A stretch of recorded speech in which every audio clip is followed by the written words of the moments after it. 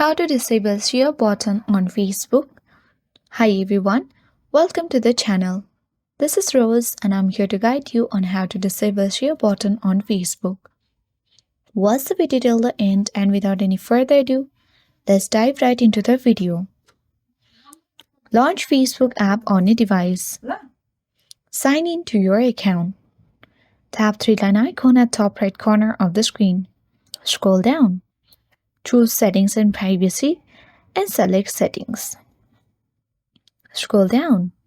Under Preferences, you have to locate the option for Profile and Tagging under Audience and Visibility option. Scroll down. Now under Viewing and Sharing, you have to locate Allow others to share your post to their stories option. If you create a public post, anyone on Facebook can share it to their story. If you tag someone in any post, they can share it to your story.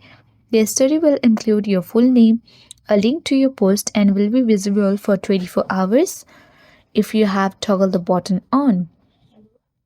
To disable the share button on Facebook, toggle the button off. And you are good to go. Hope this video helped you. If you are new to our channel, hit the like button and subscribe. Thank you for watching and see you in the next video.